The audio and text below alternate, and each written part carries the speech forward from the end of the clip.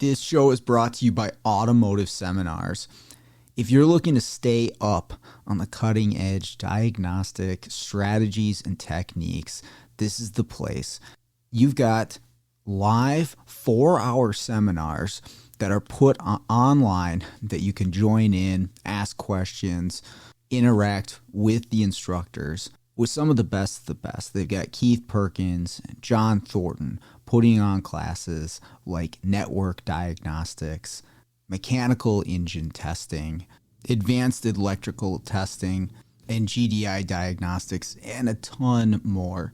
And once you purchase one of these training seminars, you can access this at any time that you want through your account at automotiveseminars.com. You can rewatch the training a year, 2 years later, which makes this training even more valuable. So I highly recommend you check this out. The link is in the show notes. Hey, what's going on, automotive world? Welcome to another episode of the Automotive Diagnostic Podcast. My name is Sean Tipping. I'll be your host once again this week with Tommy Oliva. This week on the show, we have Cory Schack joining us. Cory is a mobile programmer in Wisconsin, and we're going to chat with him about his path in the automotive field, what he did leading up to starting his own business, doing mobile programming, and some of the challenges that he's faced along the way.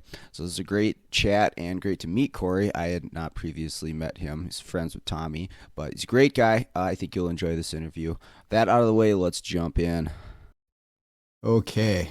We've got 3 mobile programmers, and between the 3 of us, we managed to figure out how to get the mics to work. So it's that Cheesehead's internet. He's probably using dial-up. I'm on fiber, actually. Oh, it's just the user. Squeeze me. Stealing that from across the border. Yep. Where are you at in Wisconsin, Cory?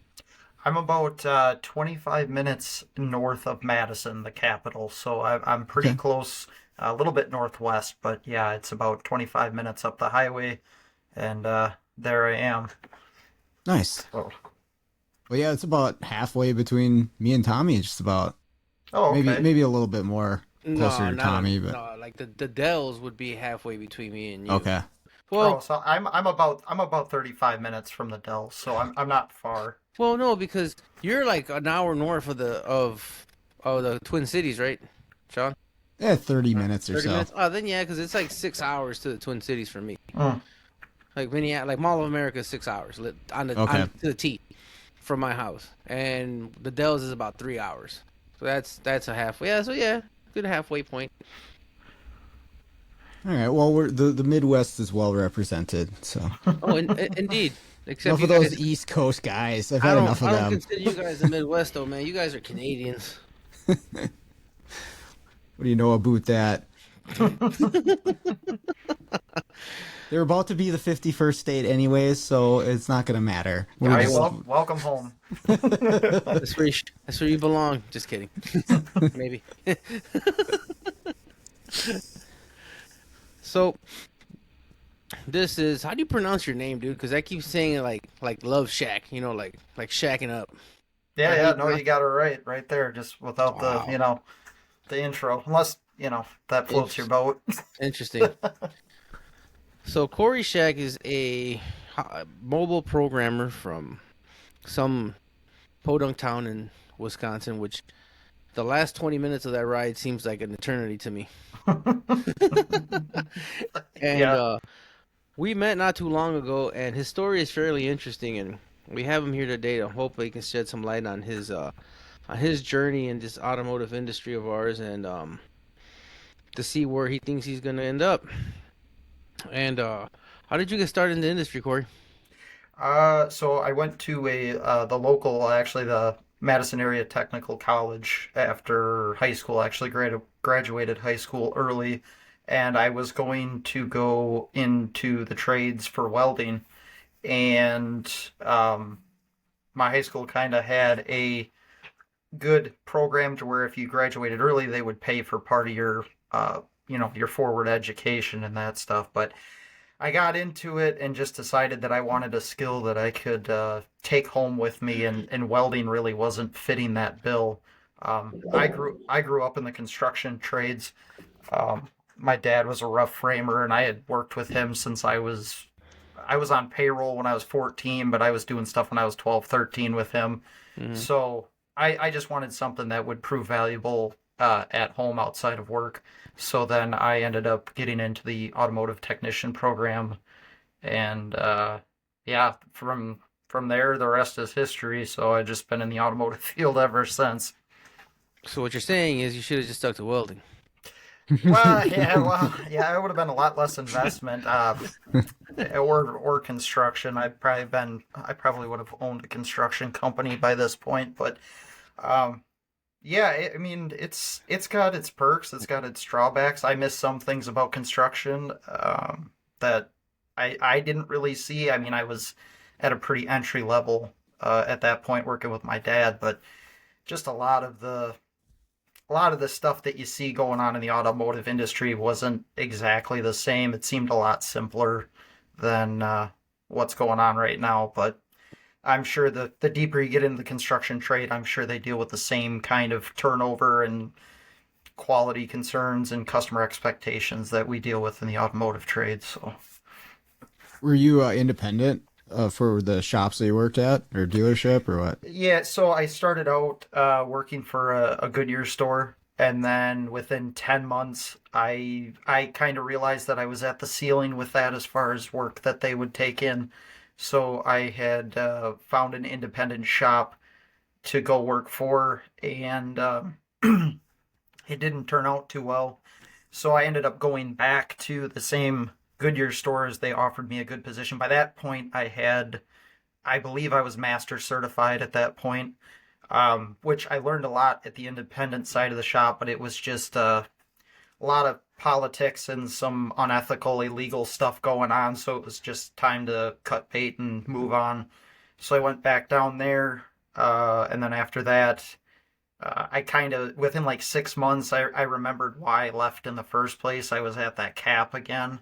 I made great money, but they were living off of suspension work and tires and alignments, and I didn't want to sit and do that all day every day anymore. So then I had found another independent, pretty local shop, uh, purely flat rate, no guarantee or anything like that. So I went and worked for them. Basically, within 10 months, they were out of work, so I starved.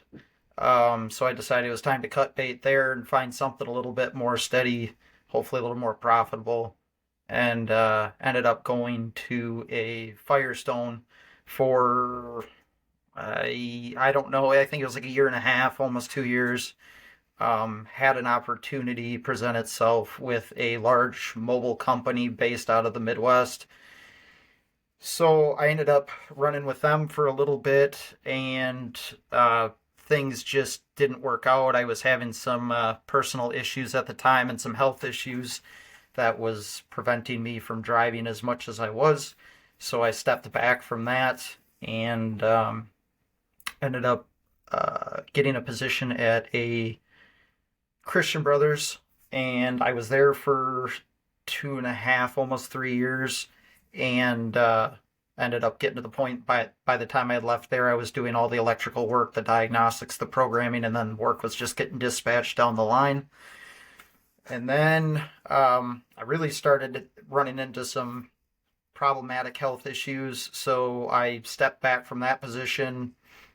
Took a couple months off to try and recoup, and I ended up going to work um, where my wife works. She upfits emergency response vehicles, so they all they do is wiring, radio installs, light bars, sirens, cages, that kind of stuff. So they were kind enough to make a position for me as an installation tech. So I spent some time with them, and then got to the point where I just jumped off the deep end and started doing my own thing. And I've been doing my own thing for it'll be 2 years in March, so just coming on 2 years. So You know what's funny is that when you said unethical, every time I say when somebody says something unethical at their shop is usually like selling unneeded parts, unneeded services, or even going as far as selling stuff, not doing it, or the good old spray can rebuild kit. Yeah, it's rough out here, man. Yeah, I mean this wasn't. I mean, it wasn't even as much that as it was just. Yeah, I mean, I would there would be an issue with a vehicle, and you get approached, and it's like, hey, well, you're gonna pay us this much for the tow, or you're gonna pay for the parts, or you're gonna, just it just was getting pretty bad, and I'm like, you know what, it's probably time just to part ways and go on about our business. And then I left. I gave my 2 weeks notice, and basically they told me within 2 days to come get my stuff. And I'm like, okay, well, fair enough. So I went and got my stuff, and they had actually they withheld pay for my last 2 weeks. I was flat rate there, no hourly guarantee or anything like that. It was just pure flat rate. Um, so they withheld it, basically $2,500 from me. Jeez. And That's a it's kick in just, the nuts. it really is. But I mean, honestly, by the time you pursue it, and you kind of pursue it over principle versus the fiscal aspect of it. But yeah, it just kind of, after a while, and honestly, I think that's why I kept moving along, because this kind of stuff would pop up, and it's just like, I'm not gonna play that game. You know what I mean? So Yeah. I just kept it moving. Yeah, you're smart to get out of a place like that. It's just ridiculous that those businesses stay in business. I don't get it. But you were saying, so you had some health issues. Was that preventing you from doing the physical part of the job? Yeah. So I had been dealing with well, I guess I really didn't realize that I was having as bad of back problems. I was having some bad disc issues in my lower back, which I'm sure a lot of people deal with in this industry. And I'm sure, working construction and that kind of stuff prior really didn't help anything. But I didn't notice it till I was mobile, and I was putting on quite a lot of miles, spent a lot of time in the service van, to the point where it's just like I was having a hard time getting out of the vehicle, and it just was not sitting well. So I that's why I left that company primarily. Um, and then after working, going back to a bay, and we were working 50 to 55 hours a week minimum at when I was at Christian Brothers. So, 10, 11 hours a day standing on concrete has its own set of challenges. So by the time I was done there, I had been to two chiropractors, a spine specialist, and to the point where you can't get up in the morning, that type of thing. And I just no nobody really wants to hear it. You know what I mean? It's like, well, somebody your age shouldn't have those problems, and I'm like, well, I don't know what to tell you. So I just, you know what I mean? So I just kind of do what I can do on the days that I can do it, and just it's gotten significantly better at this point. But for a while, it was pretty bad. I was having some bad problems with it. The back portion, and then being off of work has its own mental aspects to it as well. And the days drag into weeks, drag into months, and no results. And it's just like it just is not good. So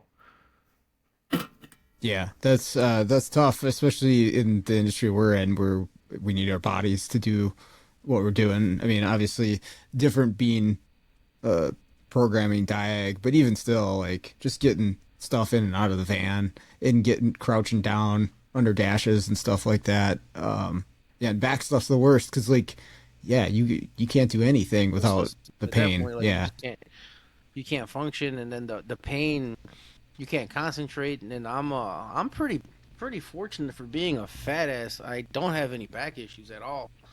At all. Like I don't have any problems. My biggest issue is I kneeled on concrete pretty much growing up when I was doing the tires with my old man. So my knees are fucking shot. And the weight doesn't help either. So it's something that I'm working on now. But um yeah man, like I can't even imagine having back issues, lower body issues. but I'm pretty fortunate to be 41 and never a back injury. And again, I sling tires all my life, like literally 7 days a week. Yeah, I think a lot of my issue was just because it went unresolved for Mm, three and a half, 4 years. And when they take pictures, I don't know how many sets of X-rays done on my back, but that my disc is like 2/3 of the size or a third of the size it should be, and mm, I'm only pushing 30. You know what I mean? So I can only imagine if I would have kept on that trajectory. If I get to 55, 60, I mean, I probably wouldn't have a disc left. Uh, Do you know, is that something genetic or is there an injury behind it? so they found some stuff up in my neck too. I've got a mass on one of my vertebrae, but that they didn't say what it was, and they just said it was something happened while my spine was still developing. Um, I do have some genetic stuff on both sides of my family with back issues, but a lot of it is just from the nature of physical labor, more yeah, so I think. But it's just one of those things that it's out and a problem for so long, and you just keep pounding on it and pounding on it, and something's going to give at some point. So um, I'm thankful that it got resolved when it did, um, and it didn't go on for another 3 years or 5 years or 10 years, and you know I still have problems now and then, but it's definitely not. It's not like it was where I'm stuck on the couch for days on end because you can't hardly move. So thankful for that. that's Yeah. awesome. Is surgery, was that the part that ended up resolving it for you, or is there other pieces to it? No, actually, believe it or not, a local chiropractor. I went and saw him, and it was just a lot of baby steps, strengthening exercises, that kind of thing. Because the first chiropractor that I went to for over 3 years, they would basically just do the adjustment and send me on my way. And I got to him, and I'm like, kind of explain what's going on. He's like, well, the exercises are what's going to take care of this in the long run, not me doing the adjustments. Because I mean, I was going 3, 4 times a week at some point, and but I was never told about the exercises. You know what I mean? Like it just Yeah. you just go to the chiropractor, and it kind of is what it is, and Right. hope and pray it gets better, and take ibuprofen and just take it easy. But it was the the I guess the PT of it that really did it. And fortunately, it wasn't to the point of needing a fusion or anything like that, because That's that good. yeah, that's not a pleasant road to go down. So Right. Yeah, Yeah. If it's a chiropractor that every time you go in, it's, like, hey, let's set up your next appointment. Let's get you, and they're not talking about that stuff. They're not really in it to heal hear you. you. Um, and yeah, it's about the mobility and the movement. I'm sure you've been through it. I don't know what to tell Yeah. you, but well, that's good to hear that you're doing better with that. That's fantastic. no man, I have a chiropractor who's downright amazing, man. I met him. Well, um, so here's the thing. When I was at my highest, which was well, the day I got gastric surgery, I was 610 pounds. I at the time went back 30 days later on the dot, um, to get all my stuff done and all the checkups and for whatever. I lost 95 pounds in 1 month, Wow. and I remember that I was able to finally like walk because I couldn't walk from the shop to the end of the shop without taking a breather. And when I was finally getting to walk, I remember one day I got out the car and it was like this sharp, like somebody stabbed my foot pain, both of them actually. And I went back to my doctor. I'm like, hey man, like I'm doing good, but I got this issue. Like, oh, go see a foot specialist. I went to go see the foot specialist. Oh, we need X-rays. I went and I got X-rays, and they're like, oh yeah, no, we need an MRI, and we need this, and we need that, and we need all this, and I'm just like, all right. Well, at the time, my little sister had gotten treatment from a sports chiropractor, and She's like, you should set up an appointment. What do you got to lose? I'm like, I don't care. I mean, I'll try anything once. And I get it. I go in there and I'm waiting there, and he actually was a chiropractor for the Packers. Hmm. So I was like, okay, this guy's pretty legit. And he analyzed my face. He's like, dude, he's like, your problem is you lost all this weight so fast that your body didn't acclimate to the movement. So we got to get your blood flowing in your feet. So let's try a couple rounds of acupuncture. So I was like, all right, I mean, whatever, dude. All I needed was one treatment.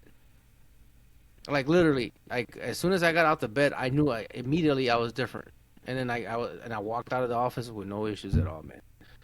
So that there's like anything, man. There's good, there's bad. No, nothing is the end all be all.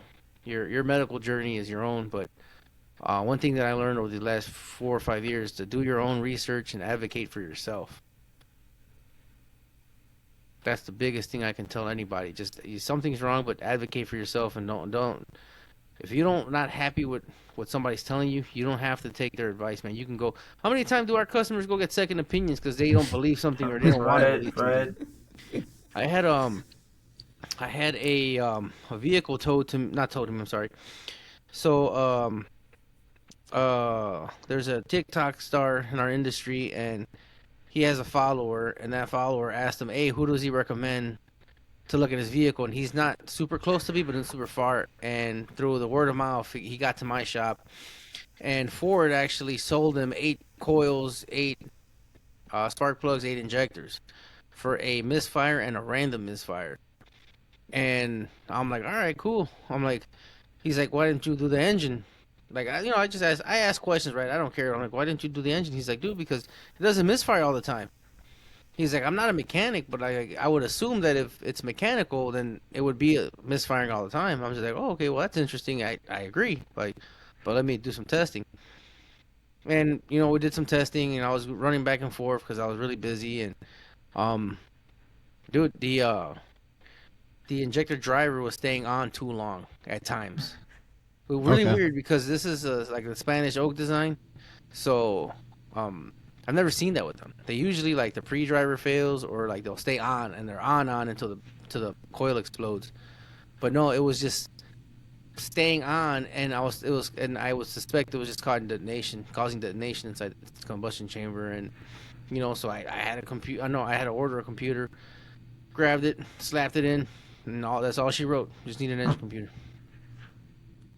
I ran into that on a older, was it an older Explorer? But it ended up having it had chains out of it, and it was to the point where it would run, but it would basically keep the coils on too long, and it would split the coils. It would oversaturate them, Mm-hmm. and it was kind of interesting because at that point, the customer just wanted to take it back to wherever they bought it and get rid of Get it, rid of it. type deal. And fair enough. And then I found out when I worked for that mobile company, I was talking to the market manager there, and he's like, I could see his eyebrow perk up. We got talking about it. He's like, yeah, man. He's like, it's got chains out of it. And I'm like, okay, you got to elaborate on this a little bit for me. And he showed me a case study where he had a Chrysler, older Chrysler, that did the same thing. So it was pretty interesting to connect the dots, even though it was like a year apart.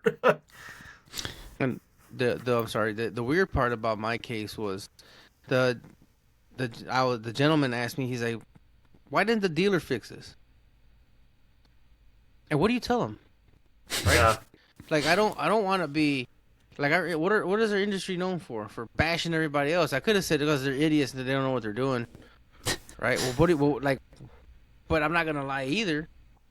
Right. So which is the Yeah. correct answer? And I just said, well, to be fair, it's they may or may not have wanted to do further testing because it is kind of typical for a lot of dealerships to kind of give you a big bill so you can just trade it in. I said, I assume they also gave you a trade-in value. He's like, oh yeah, they immediately like, oh, if you trade it in for a brand new Navigator, we'll give you this much money for it because it's gonna cost us X amount of money to fix it. Because I've seen that happen, numerous times. Like, oh yeah, need this, need that. Is it right? I don't know. I don't think so because I'm not gonna condemn an engine without doing the Yeah. proper testing or at least, hey, Mr. Customer, man, we need more diagnostic time.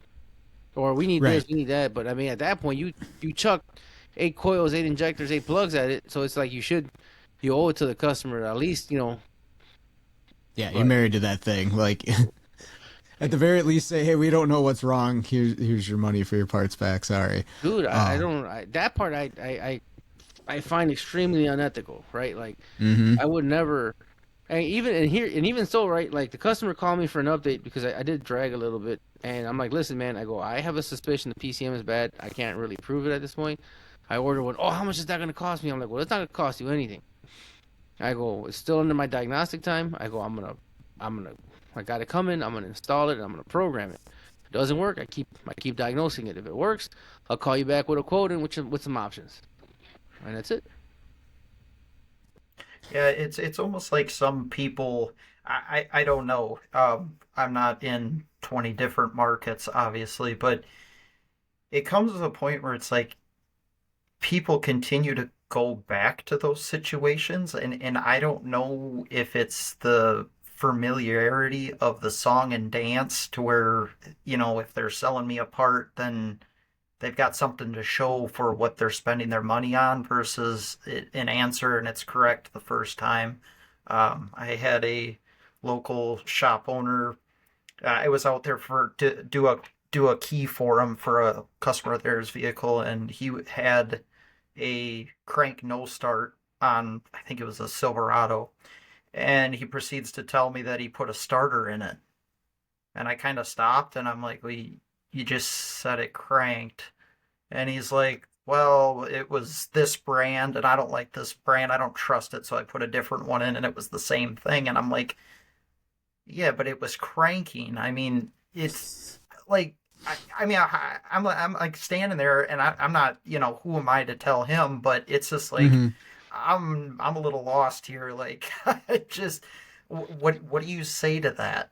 But then these guys are continually busy, and it just kind of, I don't know. I'm not really sure what the thought process is behind that, but I kind of like what you're saying, Tommy. I'm sure you see it all the time, and like you said, I'm in a podunk town in Wisconsin, and I I see it, but it's like, what do you do? I'm not one to bash the next guy. I usually only get one side of the story anyways, so who am I to cast my opinion? But it kind of makes you wonder when it's a reoccurring thing that I just don't understand what the what the attraction or the thought process is behind it. Well, uh, there's not much want on most of the shop sides to improve because it would take some effort. It would take maybe some learning. Maybe it's just something difficult. Maybe it's just spending more money or asking for more money. Like there's just these blocks, and they have a standard of how they do their day to day. That's what they figured out, and they don't want to move past that, right? And that is their business. That's how they run the thing. And maybe they've gotten us now to help them out, but otherwise, like they're not changing. I've been doing it for a little while now, and I've got a couple shops that I've been with for almost 5 years now, and it's exactly that. Like they have the same pile of parts sitting in their front lobby as when I started coming there 5 years ago. That intake manifold has got a lot of dust on it by this point. Like they just keep rolling with the same thing, even though they're beating their heads against the wall with this stuff all day long. I don't know. I guess the thing I take away from it is like, okay, maybe I can just look at my business and like just ask myself, how can I improve? Like, what am I doing that's stupid and pointless and making my life difficult? Can I do something different? Can I change this? Hopefully, yes. Well, Yeah. Oh, go ahead. sorry. Well, at least for me, my suspicion has been this: customers don't like paying for something they can't see. For starters, right? And Sure. these shops, think about it, right? Like diagnostics doesn't pay. Let's just put that out there. I don't care what anybody says. I've had people argue with me with this point, and in the grand scheme of things in our industry, diagnostics is the least profitable thing that we do because we will never ever be able to charge every single hour we work on a vehicle, and there's no arguing that. Now you have a customer where I've had people come to me that, one of the best cases that I had a customer come to me and tell me, "Hey, this transmission guy, he sent me to you. He said that something's wrong electrically with my transmission." Okay. Um, I was like, "All right." So then I gave him my speed. At the time, this was when I was more mobile than at the shop, and I was just only doing like diags and stuff. I'm like, all right, well, my minimum is 250 or whatever. No, 150 at the time. No, I'm sorry. I'm so sorry. I was actually open. That was one of the reasons why I didn't want to be at the shop anymore. At the time, I was charging 150 for diag. Um, and he comes in and he's like, yeah, blah blah blah.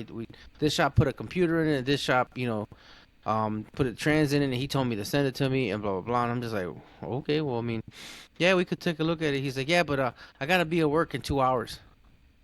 I'm like, no, sir, it doesn't work that way. You need to set up an appointment so you can bring it in and drop it off. And I need about a day or two with it. I'm pretty, pretty busy on diags for the most part. So just to let you know, so that way you can plan accordingly. He's like, I can't be without my car that long. I'm like, I understand. He's like, so what are you gonna do? I'm like, well, here's the thing. Like, aside from the fact that I need a day or two, I said it's also $150 to look at it, dude. You swore I told his mom to go fuck himself. Like, he was just pissed. Like, he's like, how dare you? Like, he was an older Mexican gentleman, so I'm loosely translating what he says. How dare you? Like what type of mechanic charges somebody to look at a vehicle and blah blah blah and this and that. And at this point, like, I was whatever, dude. Like, okay, well, no problem. Well, just have a nice day. Like, I'm trying to get him out of my shop. If you're not gonna pay me, then just leave. Like, I don't care. And then like, my emotions got the best of me, and then he basically was like, "Oh, you're a ripoff," in Spanish. Now I'm like, what's funny? I told him, I'm like, you had no problems paying for a computer that didn't fix your car. I'm like, you had no problems paying somebody to rebuild a transmission that didn't fix your car. But you're over here calling me a ripoff, and I haven't even touched your vehicle. And then he just looked at me. He's like, I just don't understand why you're charging me. You don't have to understand. Matter of fact, don't worry about it because I'm not working on your car. Like, I'm like, you're giving me all these problems and I haven't even opened your vehicle's hood. I'm like, you can go somewhere else, man. I don't really care. And he's like, well, this is the worst service I've ever gotten. I'm like, that's fine. Do me a favor, yeah? What do you do? What do you work for? What do you do for a living? He's like, oh, I work at a factory. I'm like, so you get paid hourly, right? Yeah, what does it matter to you? And I'm like, okay, I want you to go to your boss right now, and I want you to tell him that you're going to work for 2 hours for free. Why would I do that? I'm like, well, why the hell should I? Have a nice day. And I turned around and I left. And I just left him standing there in my little front area of my shop. So that's the problem, right? We're fighting that perception in the industry about what a diagnostic is. We're fighting the fact that two shops made almost probably $3,000 off of this guy to fix that one problem that didn't fix it, and he didn't have a problem with it. But one person I would have found out his problem, and if it was something simple, I would have fixed it for the 150. So this one person that probably could have fixed his car for the cheapest is the one that got shitted on. Mm-hmm. You know what? Because they can't see it. He physically saw the transmission being done. He physically saw the computer being installed and programmed, but he can't physically see me fixing his vehicle. And that's the parts cannon works a lot of the time too. That's the other thing is like he's probably had a lot of situations. And think about it, right? It's profitable. You're making profit on the part. You're making profit on the labor. You don't have to pay a lot of money for a guy to install a part. Sorry, I mean I know a lot of people are gonna be sore, but it's just the truth. B level guys don't make as much as an A level guy, if they even exist. So why should I change what I'm doing? I'm still making $1.5 million, $2 million a year chucking parts at cars. Customers are still happy. Why should I change? That's in essence our problem in the industry, man. And who's gonna change? The customers or us? Yeah, I think it's pretty difficult to change the entire customer base. That's what we're up against. I don't know, Tommy and Cory, how do you feel in relation to shops, though? I feel like shops get it a little bit more than the average vehicle owner. Not all of them, definitely, but we've had some good luck working with business owners as opposed to the general public in that regard. I think on my end, from what I typically see, my value that I bring to the table as far as diagnostics isn't. I don't I don't know if I would say is sought after, but it's not highly valued, and I that's kind of why I started going into the locksmith side of things, just because there's nobody around here that really does it. I would go on sales calls and stop in and shake hands and business cards and explain what I do, and I would constantly get, yeah, we got guys that diagnose, and it's like, okay, but you know how it typically is. It's just like they got a scan tool, and Hmm. you can tell it's just their training's probably not high on their radar, and continual investing and tooling, and they've got no programming capabilities, which obviously, as we know, is tied hand in hand with diagnostics quite a lot of times. So it's just like, I leave it at, that's fine. If there's something you don't want to deal with, or you're getting hung up on or something like that, just give me a call. But yeah, it's been tough. Whereas, most of the general public that I've dealt with, I would say has been a little bit better than the shop owners around here, whether that be from poor experience in the past, or um, just word of mouth, kind of working on building that reputation. But I mean, I still get my fair share of. I had a guy call me tonight that wanted me to run out to him to look at his neighbor's vehicle at 4:30, quarter to five, and I said, "Well, it won't happen tonight. I don't offer mobile services for diagnostics for the general public. Like, I'm not going to go in your driveway and figure out this intermittent what, Yeah, like, it. No, especially in February in Wisconsin. yeah, I mean, like, it's 17 degrees out and it's almost Yeah. dark. Like, I'm sorry, man. And I told him, I'm like, it's a no start on a Jeep, and I said I'd be happy to look at it right away Monday. But you got to get it towed, and they're kind of squabbling over the price of the tow. And I'm like, well, if you're already not in it for the price of the tow, I mean, Yeah. are you gonna fight me every step of the way on repairs? And so I'm like, if I can help you, you let me know, but you got to get it here. But some shop owners get it, but a lot of them, I don't know if it's just maybe a little bit of an ego thing, and honestly, I think my age to a Yeah. point works against me sometimes, which is fine. It is what it is, but or they're getting to the point where it's naturally the slow season. They've got enough time to where their top guy can just struggle through it for a day or two, and because there's nothing else to do, and hopefully an accurate conclusion is reached. But I don't know. You get one here and there, and then some shops you never hear anything from, and or I mean, I've got local body shops that say they don't run into ADAS related stuff, and I'm like, you're the biggest auto body shop in the area, man. Like, yeah, I know everybody know. I can look at their lot, and it's just like, yeah, that needs calibration. That needs, Yeah. But what are you gonna say? You're not gonna say no, you're wrong in their shop. But it's I try to educate to the best of my knowledge and guide, and like, hey, call me if you're not sure what needs to be done, and if you utilize me, I'm happy to offer additional services to the services already offered. But it's some of them, it's just calls when it's an absolute dumpster fire, or they need a bailout, or Yeah. whatever, and accommodate the best I can, but I can't be in six places at once like anybody else. So I just kind of roll with it, I guess. Yeah. Well, that's I've got those calls too, those shops where when they call, I know going to be a hassle. It's going to be a headache. Like they don't call with easy stuff at all. It's they've been through it. They've tried. It's something that's going to take a lot of time to do. But yeah, what you said you're doing a lot of locksmith stuff. Um, or getting more into the keys. Yeah, so it's been, I think, roughly 5 months now. A lot of it's just been, your more basic add a key, but slowly growing that aspect. I picked up, Tommy was nice enough to cut me a deal on a service vehicle, so I'm getting that wrapped up, got that upfitted. So we're, Nice. I'm looking to expand. I also have a brick and mortar too, so I've been kind of trying to balance that a little bit, because I'm not busy enough in any one area to just, cold turkey the other. Okay.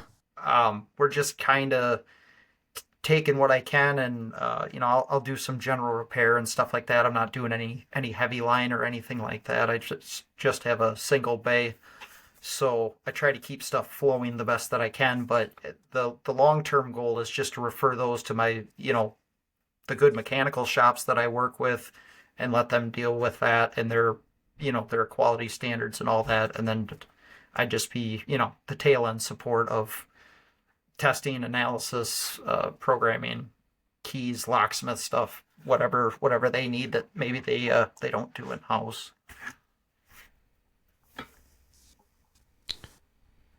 What what drew you to like doing the mobile thing specifically as opposed to a different route when you were looking to change? So so I've been this is like my third attempt at mobile.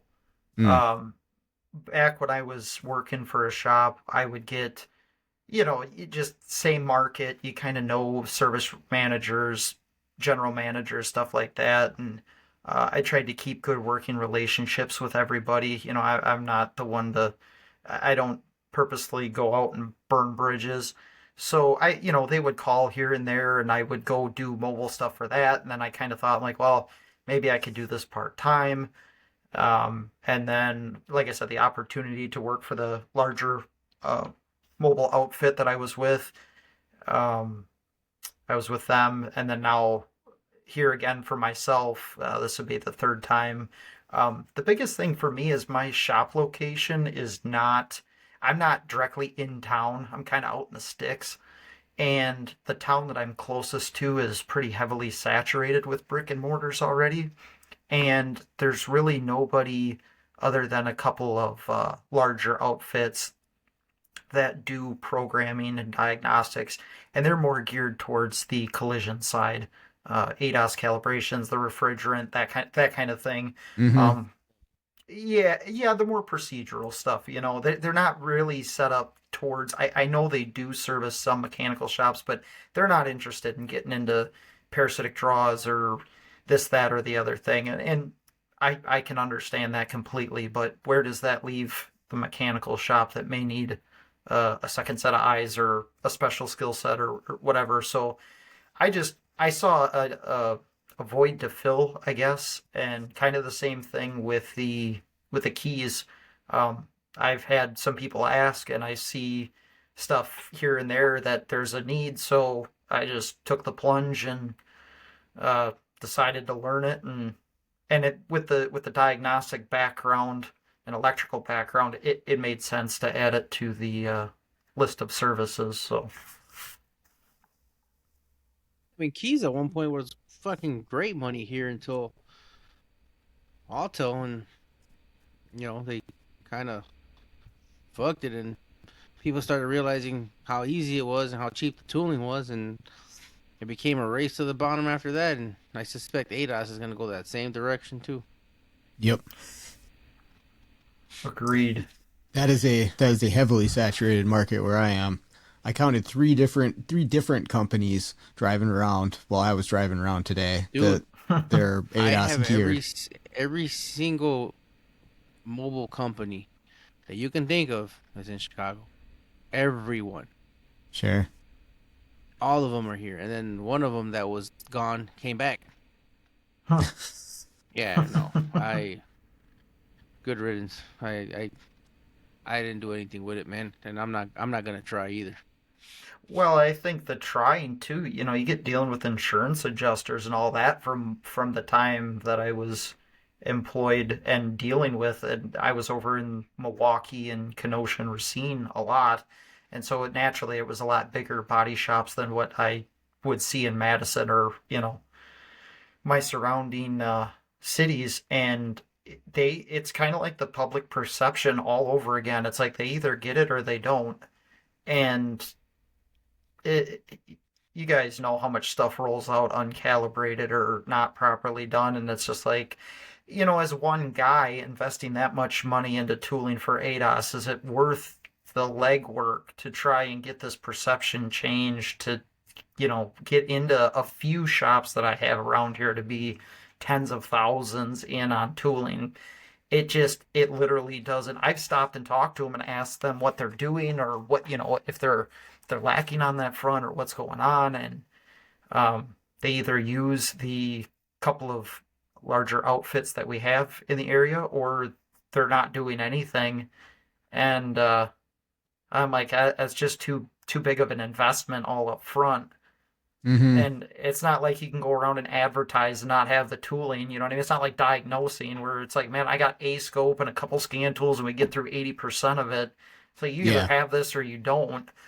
Right. And I wasn't going to go spend that kind of money to then try and market and find out that, well, insurance adjuster's not going to cover it, so we're just going to kick it. It's like, that's not going to work.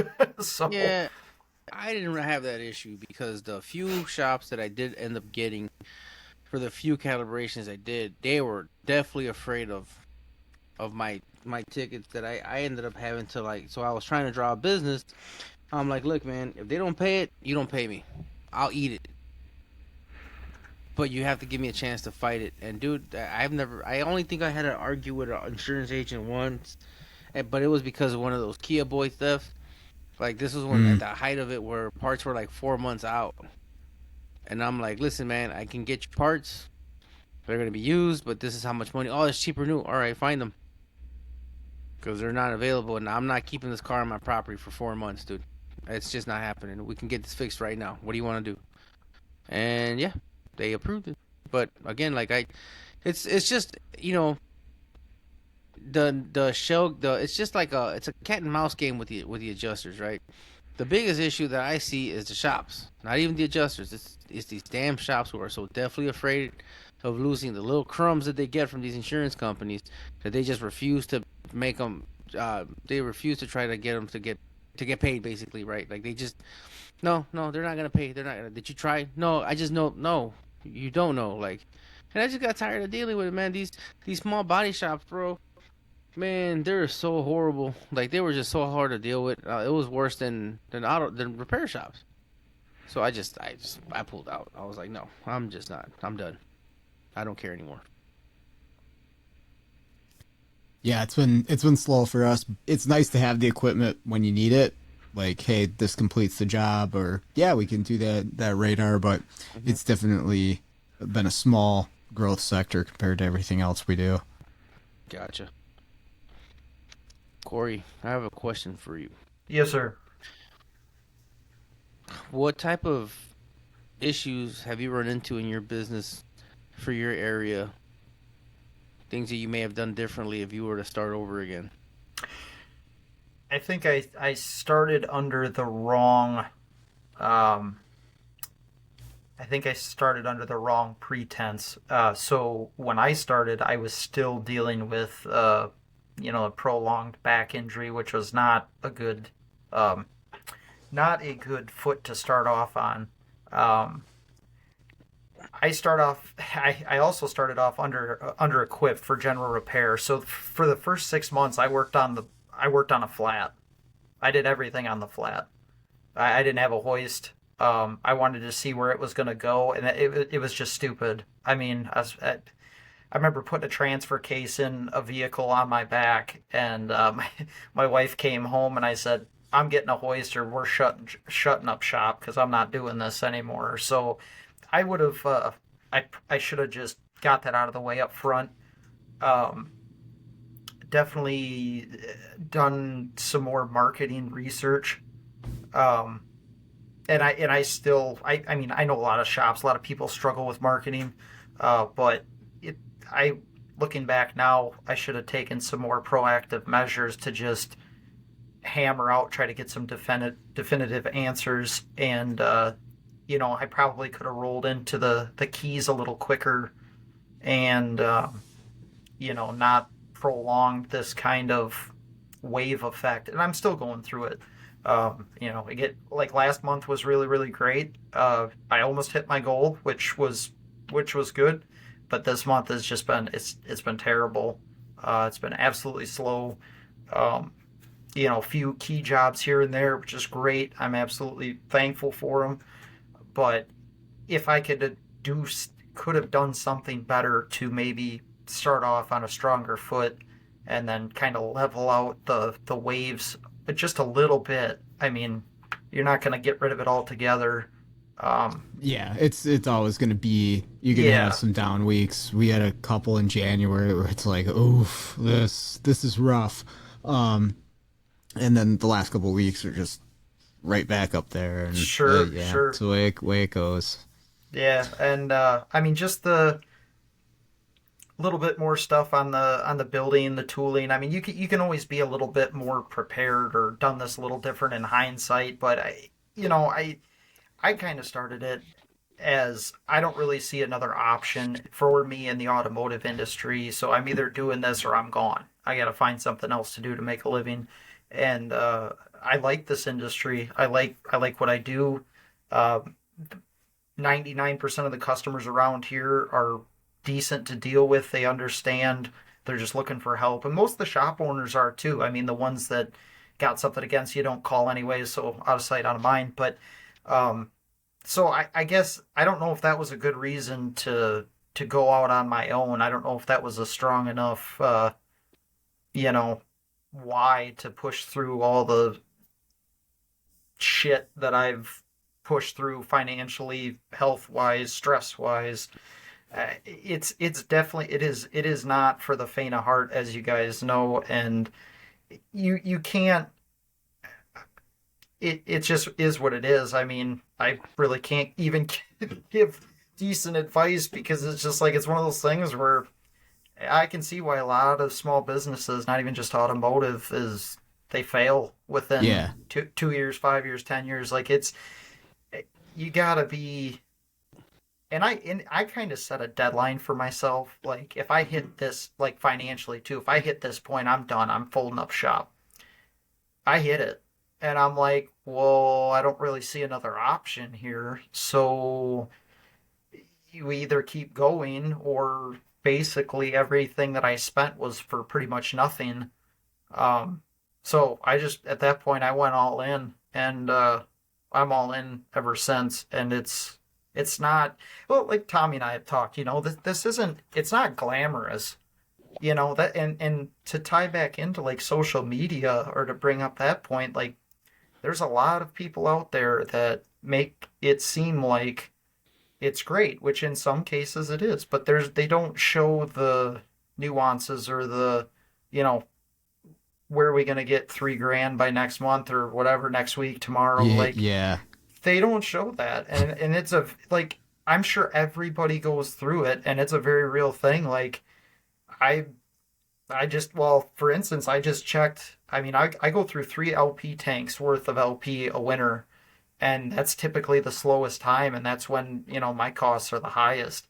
mm-hmm. So it's just like one of those things where, you know, I'm going on, uh, I'm going on 2 years, and I have yet to cut myself a paycheck. So I'm not, that's nobody's fault but my own. And I'm not trying to make it out to be something that it's not, but it's you get paid last. Like it's not like working at a shop where it's like you're gonna pay me or I'm leaving. Uh, yeah, Right, you can yeah, leave, but I'm by myself. So if I leave, I mean, then you're really not gonna make anything. So yep. it's it's not glamorous for the most part. But So that literally going, and especially if you're a one man show, it's lean, and you got to work really hard all the time. Because yeah, like you say, you take time off, and you're just not making money. right, And like yeah, and I think it's good to put that out there because obviously, on the podcast and stuff, I talk about being mobile and I'm excited about it. And hey, this is cool. And look at this, interesting case study I have, blah, blah, blah. But there's plenty of reasons not to do it. And yes, like you said, it's definitely not always glamorous. And some days, a lot of days, it really sucks. And almost all the time you got to work really really hard to keep it rolling to make everything happen. So yeah, it takes the right mindset or personality to do it. It's definitely not something that everybody that's an upset technician at a shop should go do. Maybe that might be you, but you should talk to some people that are doing it or listen to this podcast or whatever and be like, is this really for me? Do I really want to go out on my own? Yeah, but there are some positives to it. I do enjoy doing my own thing. I like calling the shots. I like, guiding my own ship. But Yeah, I mean it's got its perks, and I think a big perk for myself is I'm not told where the quality lies. You know what I mean? Like where's like I had that issue with shops to where it's just like you know a lot of times it would be a mediocre job, and whether that be subpar parts or whatever, it's just not what they were making it out to be to the customer. Like if you're telling them it's this and you provide them that, that's one thing, but you're telling them it's everything in a bag of chips and it's not. And then, the technician gets hung for a part failure or whatever, we're not paying you to do it again.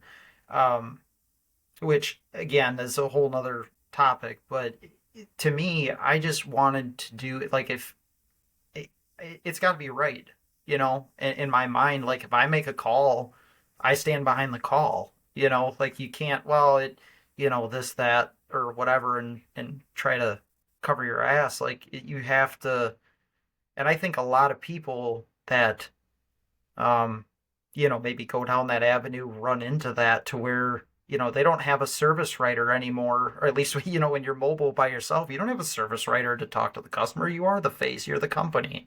So are you going to BS your way out of this one time and they never call you again and you lose a customer? And then, at least in my area, is so small that word travels fast. So you get a tarnished reputation or do somebody dirty like that, you may, you're going to feel the long term effects of that. So to me, I like being able to provide accurate documentation to what it should be or what I believe it to be, and know that the quality is the highest that it can be if I'm repairing, or if the call, if I'm diagnosing that the call is correct and accurate. hey, have you ever been faced with the challenge of sourcing, installing, and programming a used control module in a vehicle? I know a lot of us have.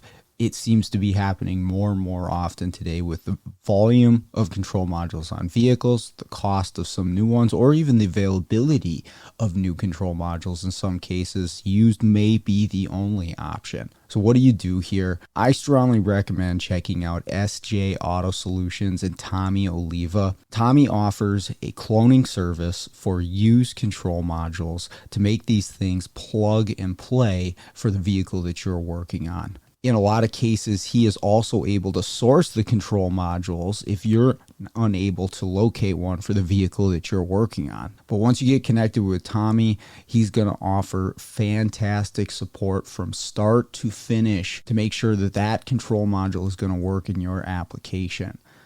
He's also got tech support that he offers through his website, along with some free resources there as well on information about used control module programming. So make sure to check out SJ Auto Solutions. I can't recommend that enough. You mentioned earlier you spent some time kind of down and out, recovering from or working on the back problems and stuff. Uh, what were some of the things you did to get you through that period, or something that helped get you to the other side mentally? Because I know a lot of people go through the same thing in our industry, injuries, or maybe you're just between jobs. Maybe you don't have something at the moment, and it sucks. It can definitely be, low points for a lot of people. Is there anything that helped you through that got you to the other side? Yeah, so the one thing, well, probably the first and foremost thing was my faith. Um, and everything, I look at it as a trial tribulation. What am I supposed to be? What am I being taught, or what's the lesson in the situation? My wife has been absolutely fantastic through the whole thing. She could have came home every day from work, and we got to make money. You got to get your ass up and get a job. You got to do something. Um, and then just, wanting to get going on the business because I knew the longer that I was down and out, financially, that window would close just with just the normal living expenses. Um, and I kind of, I wasn't expecting the back issues, especially for that long period of time, 4 years. But I had always known that I was likely going to work for myself at some point, whether that would be a brick and mortar or, mobile of some capacity. So I was doing my best to set things up financially to where I didn't have a lot of debt load and that kind of thing. So it would I knew it may not work, but I needed to figure out a way to at least get a window for the opportunity to do such things. So that was weighing heavily on my mind mentally, uh, probably more than the physical pain. Because I mean, the physical pain it is what it is. It's there, you deal with it. But the mental aspect of the day in day out of not being able to really move forward in the capacity that, and I worked flat rate, so I was used to go go go, and then Yeah, to just productive. yeah, basically just stop all that is really um it's it is quite an experience, and I could see where people really just have a very very hard time with that because um it's just it's life altering, and you just gotta really go above and beyond, like the exercises for me. I mean, I just had to force myself, and some days you just lay there on the floor and sweat, and it's just like this just sucks. Like, but you Mm-hmm. just gotta. I mean, the baby steps are what makes the difference, like anything else. And it was really not a good time, but I think family and faith, and then just the thinking of the long term goal, the macro instead of the micro. Um, and I kind of been in a similar situation, not me directly, but my dad had sustained a pretty serious injury while working construction, and he was basically in the same boat. And he actually took a skill saw across his knee, Oof. and yeah, he was down and out for quite a long time. So from a young age, I saw him go through that. Where he was, I don't remember how long it was, but I think it was better part of 8 months, 9 months. And I watched him, went back to work with him, watched him. And I mean, literally the first job he did when he was back from knee recovery was doing a roofing job. He crawled up there, he sheeted it, he shingled it, and the guy, he never complained about it. He never complained, oh, my knee hurts, oh, this, oh, that, oh, the weather sucks. You get on with it and you do what you got to do. So I'm very thankful to have been brought up and worked along that, as him as my dad and then as a craftsman, because a lot of people now, and I'm guilty of it too, you go up and you're, hey man, this isn't right, that's not right, this is that. I never ever once heard my old man, this is a problem, this is that, I'm leaving. Nothing, man. You just buckle down and bear through it and learn on the next one and get on with your life. So I miss that about about construction. I mean, yeah, the conditions were brutal. I mean, I got heat stroke one summer, and it wasn't fun, but it's just like there wasn't this there wasn't drama. So I think being brought up like that helped me push through what I went through as well, as you're not the only one, and it's not forever, just keep on moving with it. So kind of a combination of a lot of things, I guess. But and now looking back, it's hindsight's 2020. You just gotta, if you got faith, you keep your faith, but you gotta help yourself out along the process too. You can't expect somebody to come in and bail your ass out. You gotta put in the work yourself, and you gotta just figure out what you got to do, get connected with the right people, doctors, chiropractors, whatever, uh, and put in the baby steps until till you can crawl, and then you walk, and then you're running again. So What's funny is, um, when you mentioned social media, right? Here's my problem. I fell victim to that as well, and I think that's why we hit it off so well because you had mentioned some of your struggles in the business. Um, and I went through the same thing with not so much doing mobile. I went through the same thing with the shop, the perception, right? No, you're supposed to do things this way. That's how a real shop does it, and that's how a real shop's supposed to do it, right? So here's the thing. One of the things I've learned is that at the end of the day, man, is that there's just no rules, man. That you got to do what you got to do to survive. And then once you get to the point where you have the cash flow, the capital, the clientele, then you can start, nitpicking and picking and choosing or putting up your procedures. Um, I made a ton of mistakes, man. I changed because my shop at one point was pretty busy. It just wasn't profitable. So I tried turning it profitable by listening to some of these yahoos on social media, and just the reality is like my area just sucks, and that's not really an excuse. But there's some guys killing it in low income areas, but everybody has a plan, and the plan has to work to your area because at the end of the day, it's like it doesn't matter how good you can sell, dude. If they don't have the money, they just don't have the damn money. There's nothing you can do, but there's things you can do to mitigate, and there's things you can do to like still make money, right? And it's the same thing that I told you, dude. You just got to go out there and something is better than nothing at this point. The Yeah. objective is to create the cash flow, set up your business, and execute your game plan. And I say this to a lot of people who are out there who may be in the same position at their business or they want to go mobile or whatever. Um, you gotta hustle, man. You gotta do what you gotta do to to survive. Realistically speaking, because at the end of the day, in terms of mobile guys, these shops don't owe you shit. So you got to put the work. You got to get out there, and you have to make the money. And if you have to be cheaper for a little bit, then be cheaper.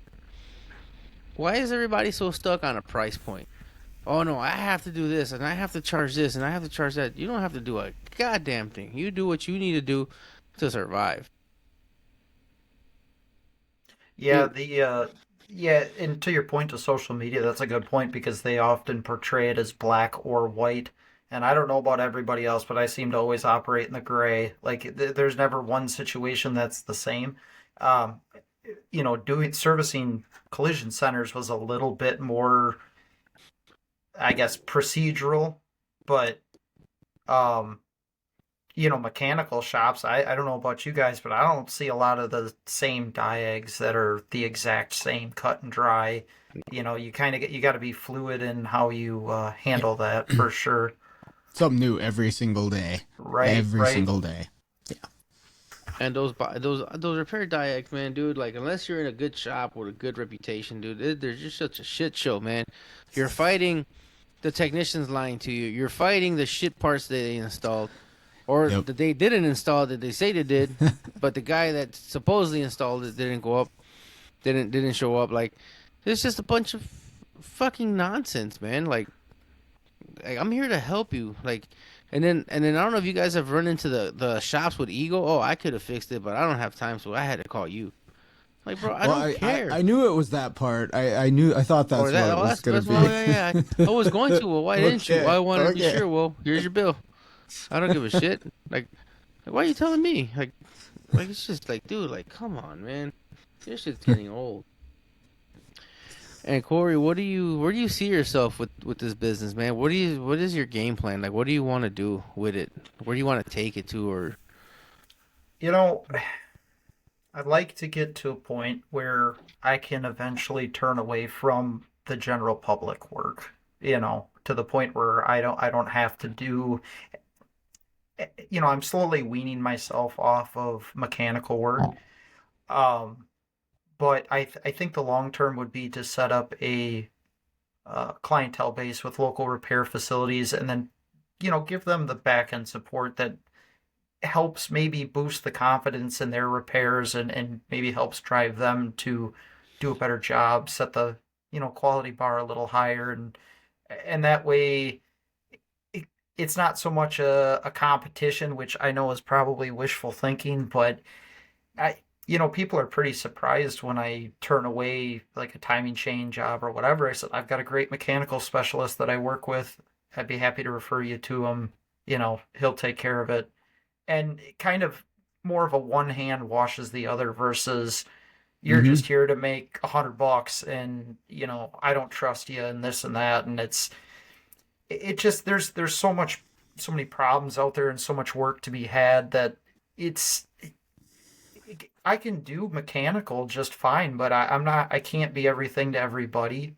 And, um, I'm hoping to where I can just start building some savings back up, pay off my house, and be out of debt, and then that gives me the freedom to just operate without little less stress on the end.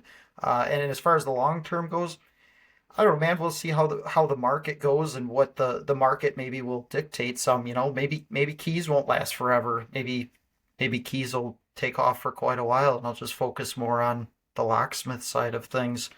I'm not really sure. I'd like to stay in the technology sector, um, and continue to learn and grow in that aspect. And who knows if another opportunity or path presents itself. We'll just cross that bridge when we get there, I guess. I really don't have. I'll be honest with you. I'm so worried at this point. I'm more focused on the month to month that I don't very often step back and look at the 5, 10, 15 year agenda because it's just like you said, I'm trying to eat at this point. Like I'm not Yeah. I'm not getting rich here by any means. Well, and it You and me is both. really tough to, yeah, look at the big plan in the future when you're stuck in that day to day grind, just trying to get by and like, okay, how am I going to pay the bills at the end of the month or week or whatever? But I would definitely invite you to carve some time out to just sit down and really think about like, where do I think this is going to be in 5 years, 10 years? And I mean, you're kind of guessing or hoping or dreaming at that point, but at least setting something for yourself so that some of the decisions you make now can be in an effort to achieve that, right? Sure. At least somewhat, because you're just doing your future self a favor, right? Like I would like blank in 5 years. Like I'd like to have an employee so that I can do maybe take some time off or whatever, and like, okay, what decisions now could I make, even just small stuff that like gears me towards that. And it's definitely worth it. It's something that I didn't do when I started. I just winged it. I'm just like, I'm gonna do this and see what happens. And I could have set myself up better with some Yeah. certain things that I'm realizing now is like, okay, I got to look towards the future and what I actually want and try to do some stuff now that builds towards that. And it changes, like you don't know what the future is going to bring. It's going to be fluid, but you can still help yourself a little bit in that respect. Sure.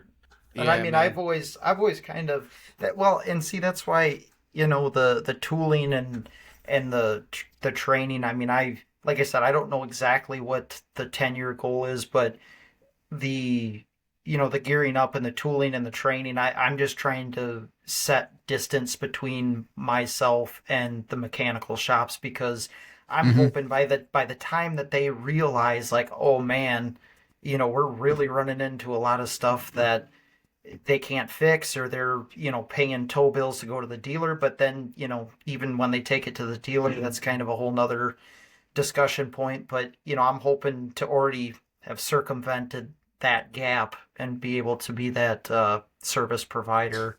And you probably already have, like, I'm sure we all know, like, Sure. guys will talk about can like it's some mysterious force of nature that can't be comprehended, and like that's really old stuff now. Right. And so if you're doing this, you're staying up on the training, you're going to be very well prepared and light years ahead of the average skill set out there. I think I'm getting to the point. I just keep telling my wife that I'm becoming unemployable. Oh, I am definitely unemployable at this It, point. it's I had a couple guys reach out. Like I just nothing against. I mean, I personally don't care for flat rate.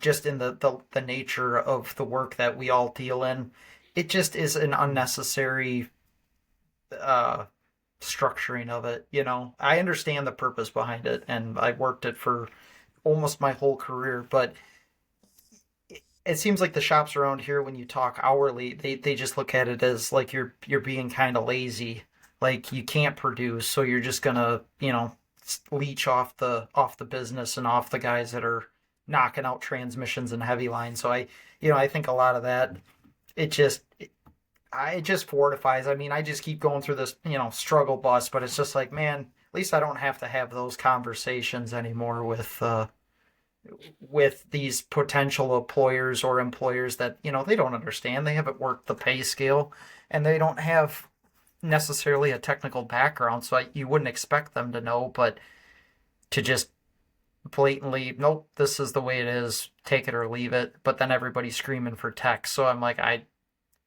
just got sick of beating my head on that wall. So even though I'm struggling, at least it's I'm just betting on myself. And I think the network, like with Tomi and stuff, has helped immensely. Like you can't even put a price on it. And I I think I've been in enough situations, and I'm sure you guys have been in the same situations where you're the guy that gets called, and then it gets to the point it's like, man, I don't know. What do you want me to tell you? Like that somebody's calling or messaging or whatever, and it's just like, I'll have to look at it. Well, no, I was just looking for advice. I don't have any advice. I advise you to tow it here, and I'll diagnose it, and that's where we're gonna be. But to have guys in your network that like Tomi, for instance, he gets shit done. Like everybody's got guys they can call for advice or bounce ideas off of or blah blah blah. And I'm not saying silver bullets, but it's just like you call when something's difficult, and you got somebody to call that actually can help you or teach you to get to a solution or have the tooling or the nuance or whatever. I mean, you can't put a price on that. Nope. And most guys they're lost and they're on YouTube, and it's like, good luck with that, because it's they need to. I think people don't realize the horizon expansion that needs to happen. Circling back to the point of going mobile, like you're gonna get stuck doing this by yourself. Like there's not one. I mean, John Thornton all the way to all of them. They all network. Like they're not doing everything by themselves. And yeah, I guess I should have had a stronger network going in too. Probably could have circumvented a lot of things, saved a lot of time and money. But I mean, better late than never. I strongly believe that things happen when they're supposed to happen. Like, I've been in business longer than both of you guys. Man, well, shit, you're 27 years old. What's your birth year? Birth year? For What year were me, you born? Yeah. 98. I'm 20 or 96. I'm sorry. I'm 28. Fuck, dude, I was in sixth grade in I '96, was in man. sixth grade. I was in sixth grade, dude. I've been, I've been at this for longer than both of you guys, man, and I still feel like I'm back at square one. Like every few years, it's like something happens and something happens, and I'd probably be why happy. I'd be happy for years in between. I'm like every day, every other day. It's like, damn, back to yeah, square no, man. one. Do It's not pass go. Do not collect $200. yeah, it seems it doesn't end, man. But I do agree with Sean on this one, bro. Take a few minutes, meditate on it, and really think about where you see yourself, dude. And stick to it, man. Because I'm telling you, like dude, I lost a. See, here's the thing, right?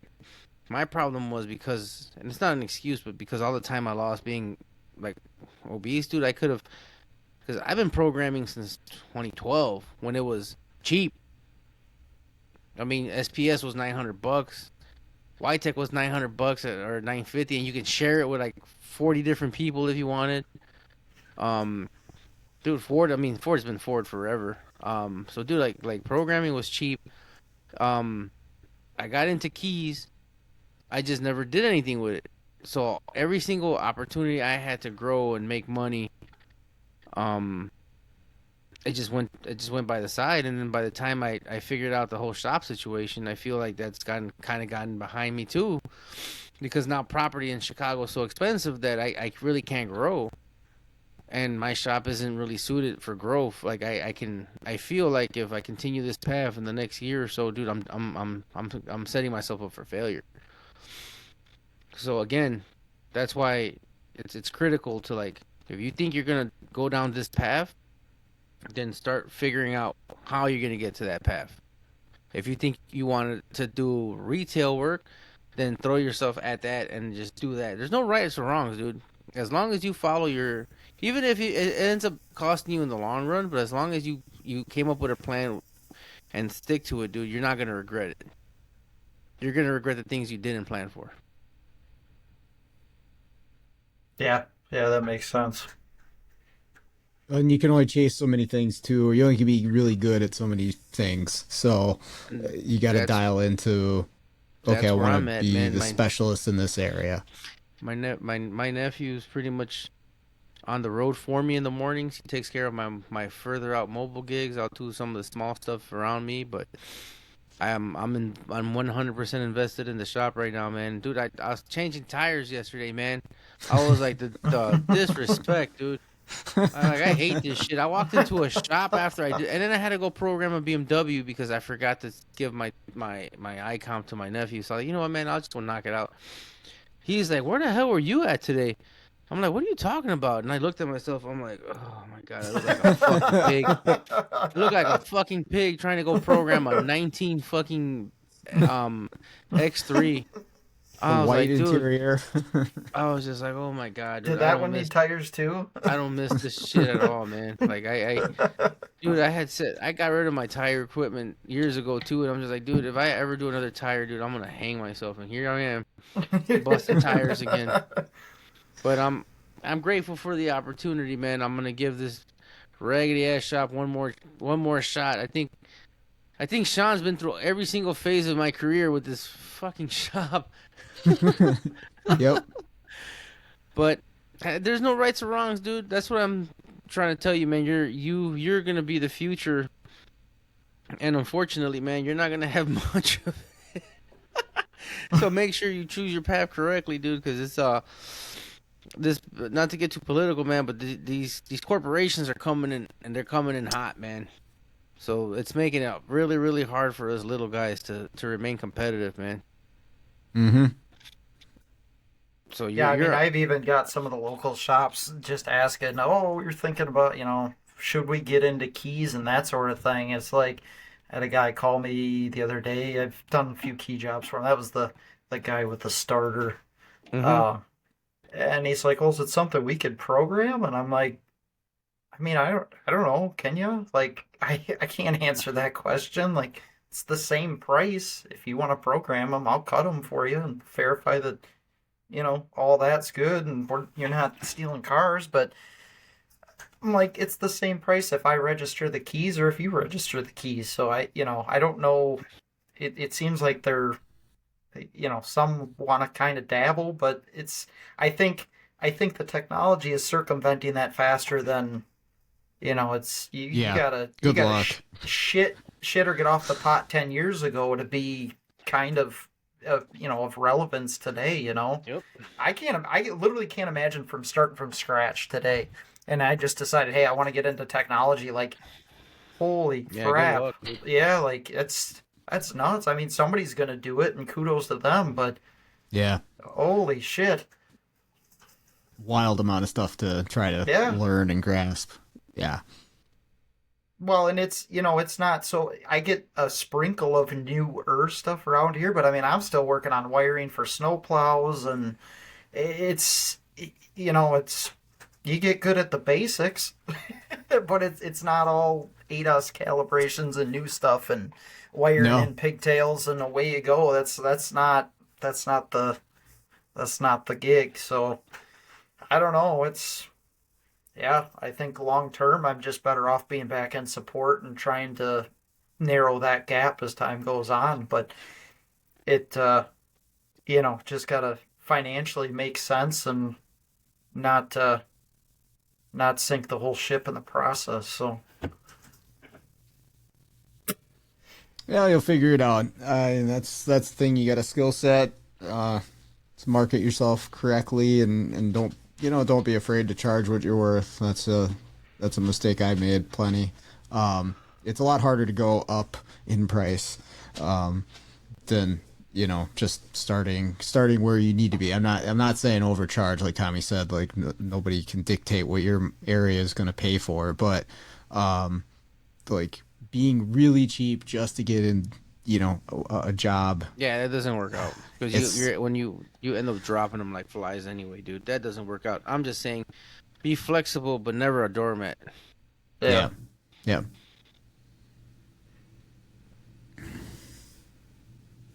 So, Sean, so have you always been mobile or were you a tech prior? I mean, what's kind of maybe you've probably have covered it before, Oh but yeah, no problem. He doesn't listen to your podcast, bro.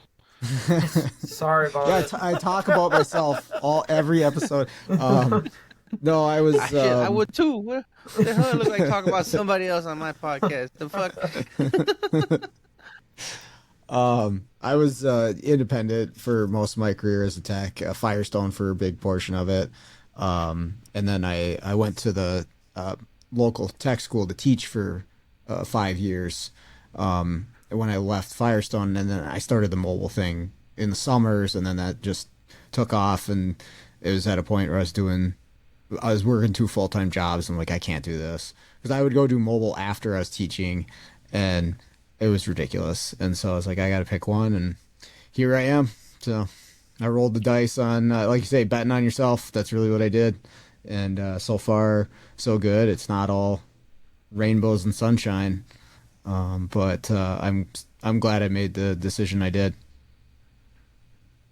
Nice, nice. Yeah, I thought about maybe reaching back out to the instructors at the for the auto tech program at the community college, but I know there's a lot of politics that go into that, and I know myself, Yeah, and no. I don't go down that road very well Nope. because I just get frustrated, and then I just end up cutting bait and leaving. So I'm like, maybe not, Hmm. maybe not at this point, but because I think I think I finally reached the criteria to be eligible for Okay, hire through them. So sure. remaster certified, time and industry and all that. But I don't know. I think I'll just just stick to doing my own thing. Well, I'd say if you ever had any like just interest in figuring out what it's about, see if they have an advisory committee, Oh, and sure. it's just twice a year for an hour or two. You go and you basically sit on, and they give you a review of what's going on in the program, and they look for advice from people out in the field, and Hmm. I mean, at least the one place that I'm familiar with, they genuinely want like to hear, what can we do better for these students coming through the program. But what it gives you is kind of a look inside of that world, and you can talk with the instructors, and you can see like maybe this is something I want to do. 10, 20 years from now, and you can work towards getting yourself set up credential wise to do it. Or maybe you talk to them and it really sucks, and like you don't want to do it. And yeah, Sure. there's pros and cons to it. Yeah, the academic space, yeah, politically charged. I guess I would say that for sure. Yeah. But yeah, it's definitely got its pros to it.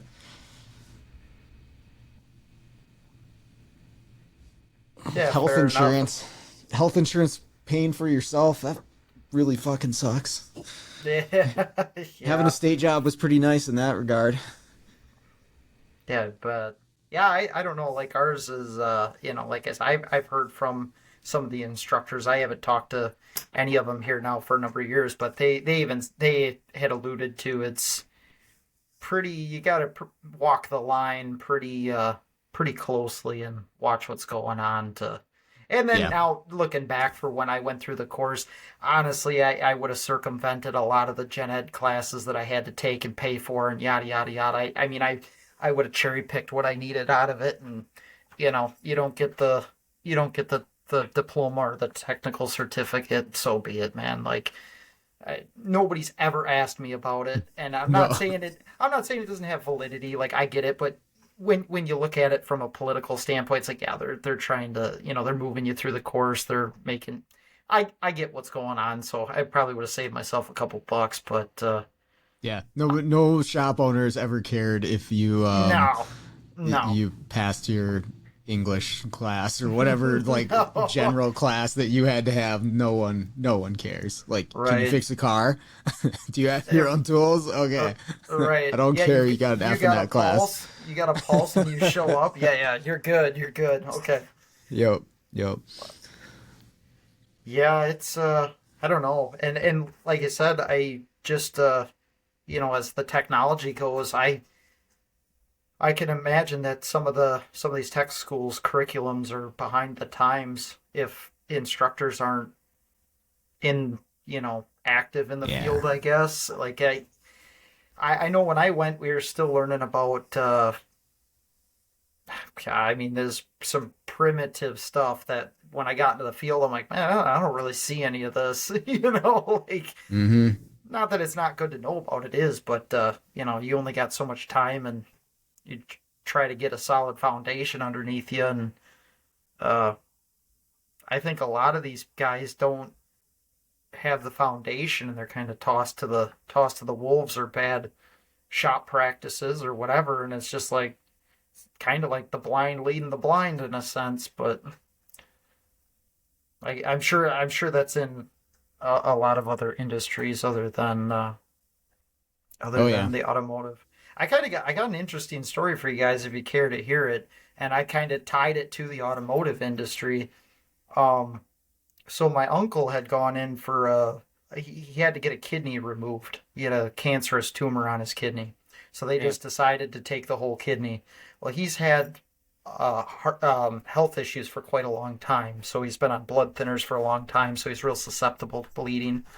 And basically, they went in, they took out the kidney, and they disrupted or tore either a vein or an artery during the procedures. And this is my conclusion. Of course, they're not going to tell you that, but they ended up. So it was supposed to be a 1 day procedure. He was in the hospital for 15 days, in the ICU twice, and Jeez. he had 4 blood transfusions at 2 units of blood per transfusion, so 8 units of blood, which is what's in your body. So he's like, Holy I had a cow. whole person's worth, and I'm like, well, he had 3 CT scans in a matter of 24 hours, and I'm like, so he ended up having 3 different surgeries, and I said, well, after the first unit of blood, I said, didn't they really? He's like, well, yeah, my blood levels just kept going down. He's like, it was all filling up in my abdomen.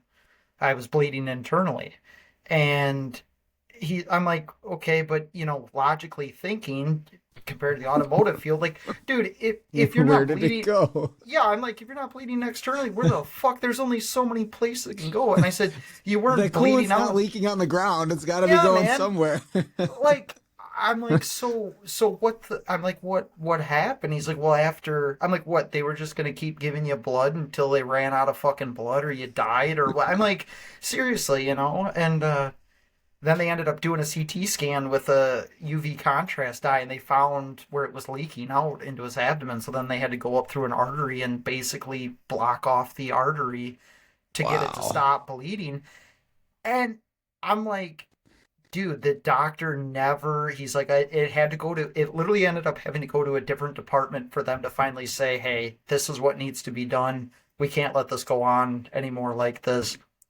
And it's like, how much do we see that in our industry? More parts, more parts, more parts, more parts. Next guy down the line, more parts, more parts, more parts. And then to think it's like this shit happens in the medical field. And, when Tommy was saying, with the guy that was getting mad at him, I was kind of thinking about that story. And this was, I just talked to him a couple days ago. He swung by the shop. And, and it's literally, I mean, what a shit show. Like that, under no circumstance. I mean, I understand things happen. You removed an organ, you've disturbed something, but 8 units of blood. Like, Yeah. oh, we got a misfire. We put in 8 sets of spark plugs. Okay, great. Like, it's probably not the spark plugs.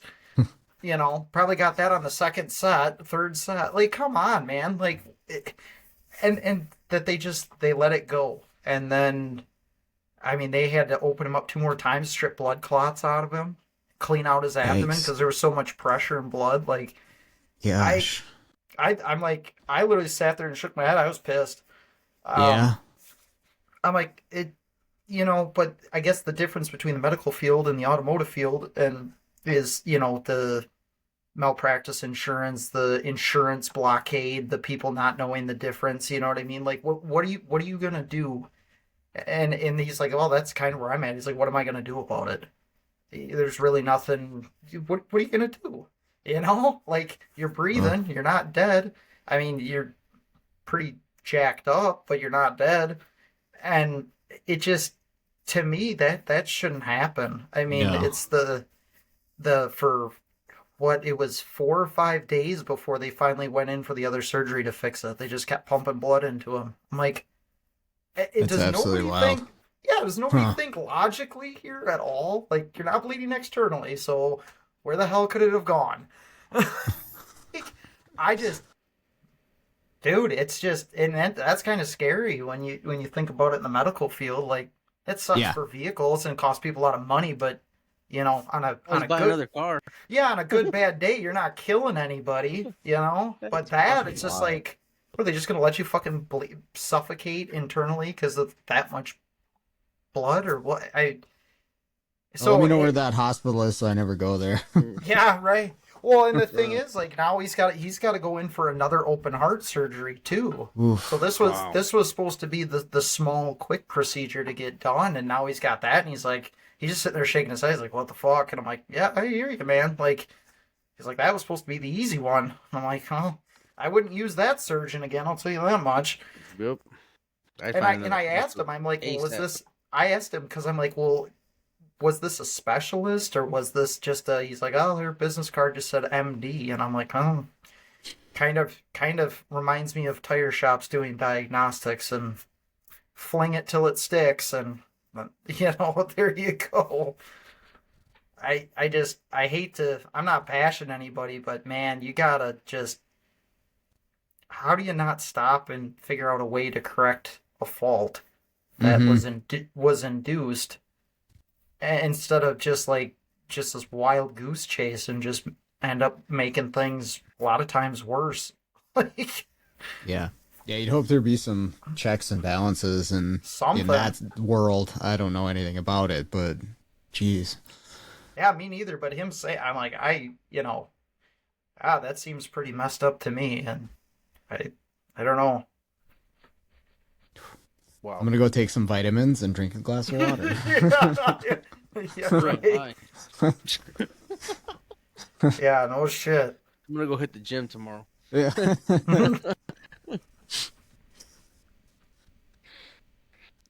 Yeah. Well, cool it's just- guys. You got anything else before we wrap her up here? Nah, man, this was a good combo, man. Thanks Yeah, for right. coming on board, Corey. Yeah, no, I appreciate you guys for the opportunity. It was fun, and hopefully it helps someone down the line, and That's the maybe. goal, man. Yeah, even if they stray away from social media, it's not all rainbows and sunshine. No. So quite the Not at all. opposite usually, actually, but that's okay. Bullshit. Yeah.